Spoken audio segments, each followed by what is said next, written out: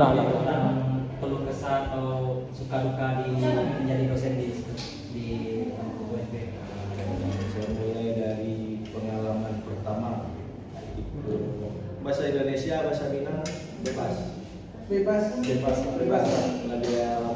lama atau enggak rasa seminar jadi pengalaman dari awal ambo mendaftar. Hal yang pertama kali itu ambo ngantar lamaran ke rektorat. Banyak suka dukanya di situ, tapi lebih banyak suka dibandingkan dukanya. Ya, satu hal yang pasti mengenai kalau berbincang dengan dunia pendidikan sudah pasti memberikan ilmu yang kita pahami atau kita ketahui kepada ya kalian mahasiswa. Itu sudah suatu kebanggaan, sudah suatu apresiasi yang didapat terhadap diri sendiri. Nah, kembali tadi mengenai apa yang saya pelajari, saya lalui lah dari mulai awal masuk. Di awal saya mengantar lamaran, lalu berikutnya menunggu ada sebulan kurang lebih panggilan tes akan lulus atau endahnya.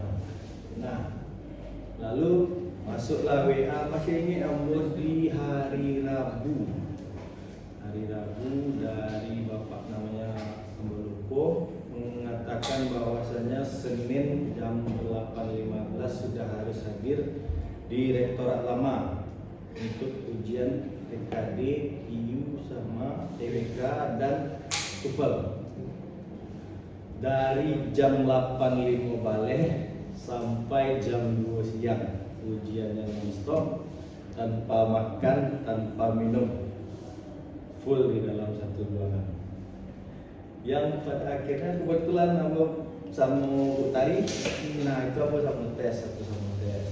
Lalu setelah hasil keluar, sampailah diwawancara sama pimpinan, termasuk ada Pak Dekan. Alhamdulillah lulus dan bisa berkontribusi memberikan pengetahuan yang kamu pelajari dulu sewaktu kuliah S1 dan S2. Nah, apa pertanyaan selanjutnya? Begitu Pak. Kalau semisal Bapak balik lihat ke hari pertama Pak baca itu, yang Bapak sampaikan ini Pak.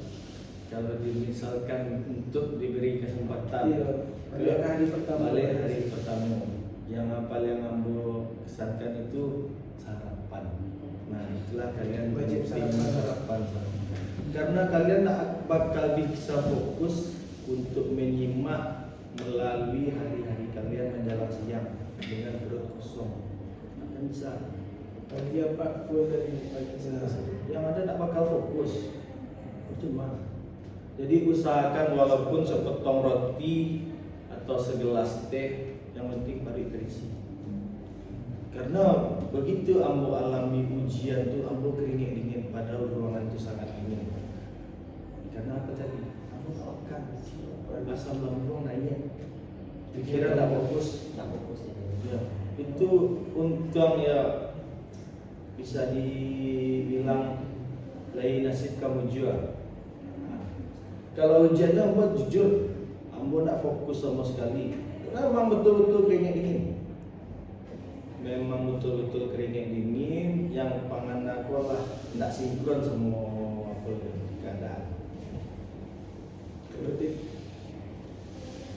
kalau menurut Bapak dari awal masuk sampai sekarang ada apa perubahan yang paling berasa? Kalau perubahan yang paling berasa, terutama saat sekarang ini sudah pasti dibandingkan dulu di zaman kuliah daring. Yang persentase di mana persentase antara daring dengan luring yang dulu 50-50, kalau sekarang kan sudah dibatasi. Nah, itu salah satu perubahan yang lumayan signifikan kalau menurut ambo pribadi. Karena apa? Kuliah daring itu kurang maksimal. Lebih rancak awak luring. Itu Pak. Kan Bapak termasuk dosen favorit lah dari ilmu hukum favorit banyak mungkin itu. Bapak Bagaimana Bapak melihat posisi Bapak kok penting menurut keberhasilan mahasiswa? Apa katanya penting posisi apa keberhasilan mahasiswa? Kalau menurut Ambo pun ya, Ambo tidak peduli Ambo dosen favorit ataupun Ambo dibanci sama mahasiswa, Ambo tidak peduli. Cuman ya mungkin itu suatu kebanggaan lah bagi Ambo. Satu hal yang perlu Ambo tekankan di situ, menjadi dosen favorit ataupun tidak, yang penting bagi Ambo kalian bisa, setelah kalian tamat, kalian bisa melalui entah itu kalian kok Karajo Dima jadi PNS, jadi pegawai ataupun di swasta, minimal kalian bisa memberikan ilmu kalian terhadap orang-orang yang ada di sekitar kalian. Batanya orang di dekat rumah kejadian, Pak, ada kasusnya merdeka. Pak, jalan keluarnya. Kalian bisa menjawab, itulah suatu kebanggaan bagi aku. Berarti kalian berhasil. Bisa kalian memberikan penyuluhan hukum dimulai dari orang-orang terdekat kalian. Ambo bangganya nanti di situ ketika kalian sudah bisa mempraktekkan apa yang kalian pelajari di situ, kalian bawa keluar. Karena balik lagi fakultas itu kok hukumnya mengenai civil of law, hukum di dalam masyarakat. Minimal kalian bisa memberikan pengetahuan apa yang kalian pelajari. Jadi harapan Bapak itu untuk mahasiswa itu ilmu yang diserap di sini Nah, bisa ilmu yang diserap kalian bisa terapkan dimulai dari orang-orang terdekat. Jadi kalau sebagai Bapak sebagai dosen itu pasti mengajar mahasiswa atau banyak kegiatan-kegiatan lain gitu, Pak. Jadi apa hal yang membuat Bapak itu semangat gitu untuk berangkat ke kampus? Kalau yang membuat salah satu faktor yang membuat Ambo semangat ke kampus itu ya senyum kalian. Pernah selama Pak Ambo membuat kelas kau tegang? Tidak. Pernah Ambo berang di kelas Ambo? Tidak. Nah, karena metode yang Ambo pakai itu metode kekeluargaan. Tidak zaman dosen itu berang. Pada akhirnya Pak mahasiswa malah masuk. Pada akhirnya Pak mahasiswa merilang masuk. Betul apa enggak? Betul. Kalau dosen terlalu Nah, tegas itu kalau dosennya terlalu tegas, yang penting hubungan antara dosen dengan mahasiswa itu saling tahu sama tahu. Mahasiswa tahu batasnya, dosen tahu batasnya. Udah. Mahasiswa menghargai dosen, dosen juga menghargai mahasiswa. karena itu Pak banyak yang dikeluhkan dosen sekarang tuh kayak mahasiswa tuh kayak gapnya itu jauh gitu. Jadi mahasiswa Nah. tuh dilihat itu kayak Iya. dibanding sama mahasiswa dulu gitu. Ya, Kayak mahasiswa sekarang memang. kurang kayak dibilang ilmunya kurang atau kayak nggak mencerminkan mahasiswa. Gitu. Ya, kalau itu kurang tepatnya mahasiswa yang dibilang Gen Z itu ya memang rasa kepedulian memang ya jauh berkurang. Cuman bukannya tidak bisa dibentuk mahasiswa ini. Kalian bukannya tidak bisa dibentuk, bisa kok. Cuman balik lagi kan itu tanggung jawabnya dosen. Iya. Ba'a mengarahkan kalian, Ba'a membentuk karakter kalian. Apakah harus dengan keras? Apakah harus kalau Ambo boleh keras tapi tegas, bukan asal-asalan keras. Setiap yang salah sudah pasti ada sanksi. Kok orang itu mah Sesuai dengan tempatnya. nah, tapi tampe-tampe.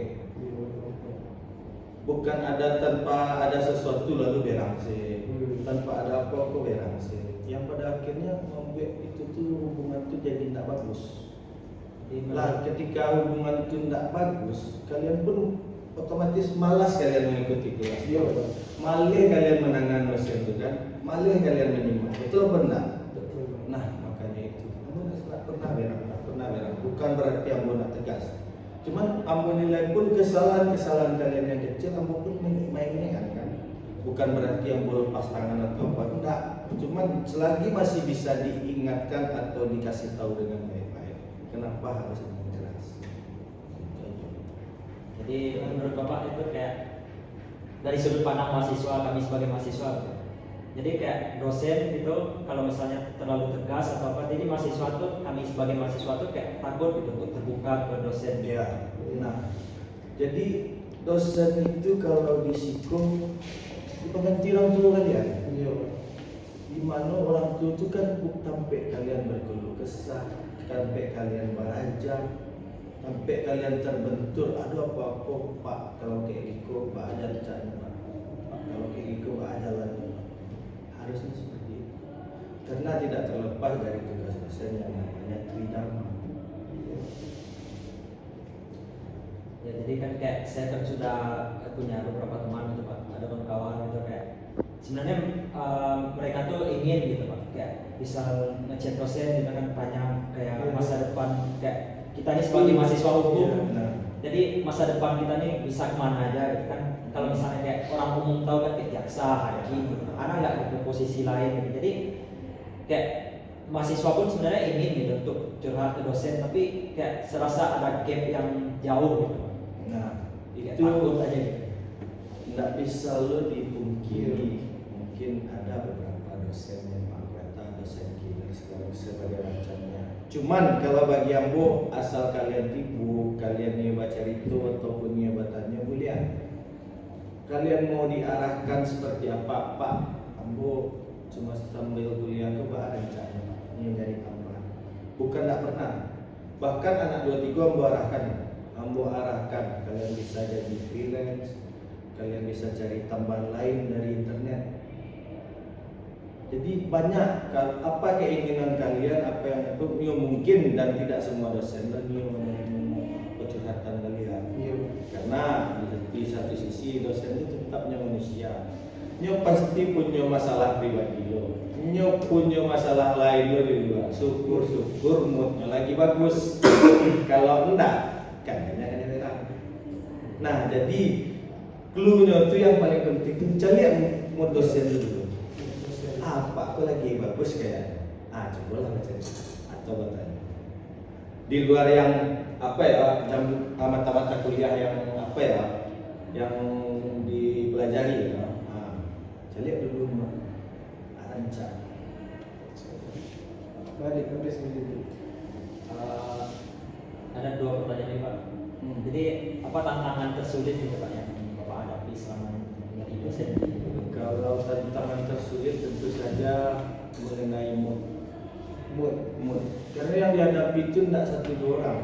Kalian berani dengan berbagai macam tingkah laku. Ada yang bahkan lagi kecen di grup masuk lain setengah jam kemudian jauh. Bermacam-macam, beragam-ragam. Yang awalnya moodku baik-baik saja bisa menjadi buruk, ataupun sebaliknya. Yang awalnya moodku buruk bisa menjadi baik, ya karena ada kegembiraan dan keceriaan di dalam kelas itu. Nah, itu yang paling menjadi tantangan itu mengendalikan mood diri sendiri.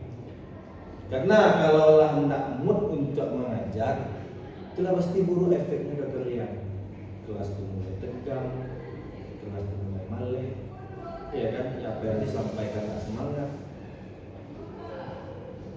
Jadi kalau mahasiswa pun menilai pun jadinya kayak malas gitu Pak. Nah, itu jadinya hubungan yang apanya itu nggak sampai apanya itu. Nah, jadi ini Pak ada pertanyaan terakhir. Jadi apa ada harapan gitu Pak untuk mahasiswa atau mahasiswa sama sivitas akademika atau tenaga di kampus ini supaya lebih mempunyai hubungan yang harmonis? Kalau mengenai hubungan harmonis, aku harapkan balik lagi. Awak mau di keluarga, awak di keluarga di kampus. Anggap dosen orang tua kalian. Ada apa-apa, ada bentur-bentur, coba. Kalau bagi Ambo yang paling lama itu di kantin baca itu, di luar mata pelajaran atau mata kuliah. Nah, karena itu senyaman mungkin, bisa sambil ngopi, bisa sambil baca itu, tukar pikiran, sharing lah, bisa lepas. Kadang pelajaran itu dapat itu. Kalau di kelasku, lah ilmu pasti. Ilmu pasti. Tapi pelajaran yang ada di luar itu kalau nanti satu orang bisa. Yang lebih paling berharga itu pelajaran di luar. Yang tidak ada kelasnya tuh. Jago Ya itulah alam tergampangnya di guru. Kalau gue di kelas gue mah, gue lagi mau pasti RPS-nya lado urutannya soalan. Tapi yang di luar itu belum tentu. Balik ke diri seorang, baca cara mengembangkannya, pengembangan diri sendiri, baca awak kaurak. Apalagi orang Minang atau sampai atau laki, malaria, mana utama dulu. Itu yang awak pakai. Ada yang namanya ilmu pancing. Ada bahkan ada kata-kata yang paling amboynya. Ketika awak sama orang hanya berdua, kosongkan gelas ini. Artinya apa? Iya orang itu. Jangan hargoi orang itu. Ansa di orang ansu di awak. Walaupun awak lah tahu tapi dengan awak menghargai orang tersebut, orang itu bisa menjadi care sama awak, menjadi lebih peduli sama awak. Jadi baik pandangan kalau Iya. Walaupun awak lah tahu apa yang dibahas, apa yang disampaikan, tetap awak merendah. Nggak perlu awak menyombong ataupun usah. Karena orang tuh cuma pengen didengar. Seseorang itu hanya perlu didengar, bukan dibantah. Itu salah satu kunci untuk menjalin hubungan dengan orang lain. Ya, adab di atas ilmu. Iya. Yang kayak itu nggak ada kelasnya tuh, nggak bakalan sembuh. Itu memang sekolah lapangan. Apalagi awak orang hukum ya. Orang hukum pun nggak tahu kalian besok jadi apa. Cuma nampo berharap kalian berhasil. Entah kalian jadi jaksa, entah kalian jadi pegawai bank atau jadi ASN atau buka usaha, mana tahu. Cuman yang mengharapkan dengan risiko kalian jangan hanya terfokus di kelas. Kalian bisa bersosialisasi mulai dari kawan-kawan angkatan, senior, junior, orang tendik, orang fakultas, orang rektorat. Kalau dapat kenali sebanyak mungkin, karena di zaman kini salah satu yang membuat lapangan pekerjaan itu people itu kalian people in orang